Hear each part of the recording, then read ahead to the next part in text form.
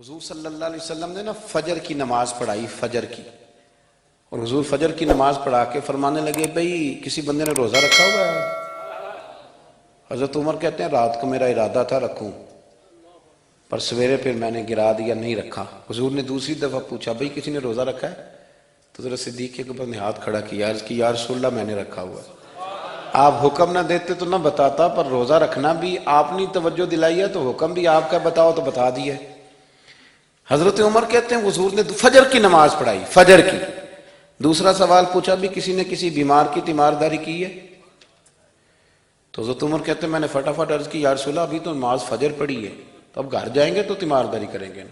تو حضور نے فرمایا عمر تو ذرا ٹھہر جانا، جلدی نہ کر، ٹھہر نہ ذرا، روک تو صحیح۔ تو حضرت عمر فاروق رضی اللہ تعالیٰ عنہ فرماتے ہیں میں چپ کر گیا۔ حضور نے فرمایا بتاؤ بھی کسی نے تیمارداری کی ہے؟ تو صدیق اکبر نے ہاتھ کھڑا کیا، عرض کی یا رسول اللہ عبد الرحمن بن عوف رضی اللہ تعالیٰ عنہ 2-3 دن سے نماز پڑھنے نہیں آ رہے تھے، رات میں نے پتہ کرایا تو پتہ چلا بیمار ہیں، اور حضور مجھے یہ بھی پتہ ہے وہ میرا یار ہے، مجھے پتہ ہے رات کو جلدی سوچا پر تہجد میں ضرور اٹھتا ہے۔ تو حضور میں بھی ذرا فجر کے وقت جلدی اٹھا ہوں تو فجر میں آنے سے پہلے عبد الرحمن ابن عوف کی تیمارداری کر کے آیا ہوں۔ حضرت عمر کہتے ہیں میں نہ ہلکا ہلکا ڈھیلا پڑ گیا۔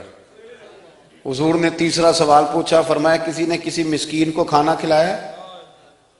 کھانا کھلایا کسی مسکین کو؟ حضرت سیدنا عمر فاروق کہتے ہیں میں نے پھر عرض کی، میں نے کہا یا رسول اللہ ابھی تو فجر پڑی ہے، گھر جائیں گے کوئی چیز لیں گے تو کھانا کھلائیں گے۔ تو حضور پھر مسکرائے، فرمایا عمر تو ذرا ٹھہر نہیں جاتا، ذرا ٹھہرنا، ذرا نظارہ تو کرنا، گویا یہ شان صدیق اکبر کا جلسہ ہو رہا، ٹھہرنا۔ حضور نے پھر پوچھا بھی کسی نے کسی مسکین کو کھانا کھلایا ہے؟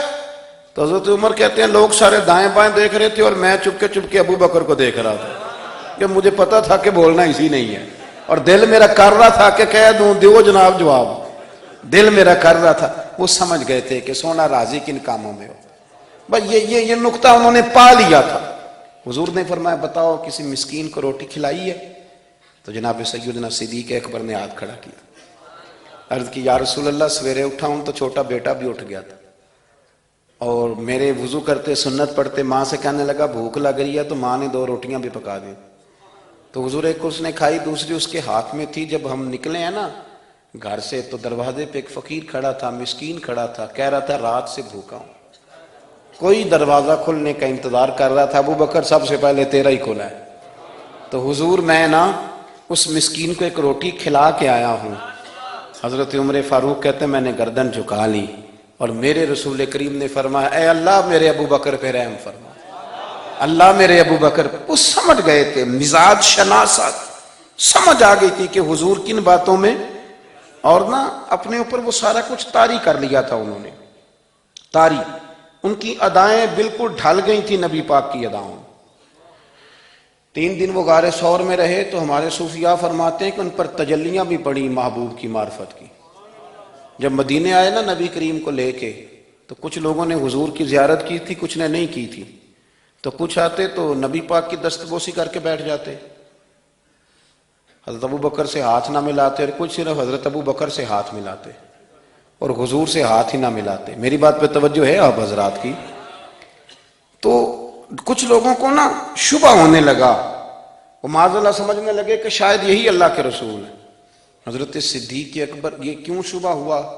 تو ہمارے محدثین فرماتے ہیں کہ ابو بکر صدیق بولتے بھی اس طرح تھے جو میرے نبی پاک کا طریقہ، بیٹھتے بھی اس طرح تھے جو رسول پاک کا طریقہ۔ کہتے ہیں انہوں نے امامہ باندھا ہوا تھا تو جو امامے کا پیچ حضور کا ڈھیلا رہ گیا تھا ان کا بھی ڈھیلا رہ گیا تھا، اس طرح اپنے آپ کو مزاج میں ڈھالا تھا، تو من شدی من تو شدم، میں اس طرح ڈھالا تھا مزاج میں، اس طرح کے کوئی فرق ہی نہیں نظر آتا تھا۔ وہ کہتے ہیں جب حضرت ابو بکر صدیق نے دیکھا نا کہ لوگوں کو تو شک ہو رہا ہے، کوئی میرے ساتھ ہاتھ ملا کے بیٹھ جاتے ہیں، تو حضرت صدیق اکبر نے کہا کوئی ایسا کام کرنا چاہیے کہ پتہ چلے آقا کون ہے غلام کون ہے۔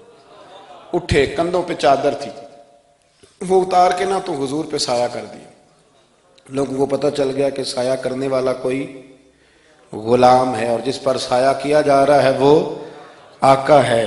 کیا خوبصورت نقطہ لکھا ہے مفسرین نے شارحین فرماتے ہیں تھوڑی دیر کے لیے، تھوڑی دیر کے لیے، تھوڑی دیر کے لیے حضرت ابوبکر صدیق نے حضور کے سر انور پر اپنی چادر کا سایہ کیا تھا۔ اللہ کے رسول نے احسان کا بدلہ یہ دیا، نیکی کا بدلہ یہ دیا کہ قیامت تک ان کی قبر پر اپنے گنبد کا سایہ فرما دیا، قیامت تک گنبد کا سایہ کر دیا ان کے مزار پر انور۔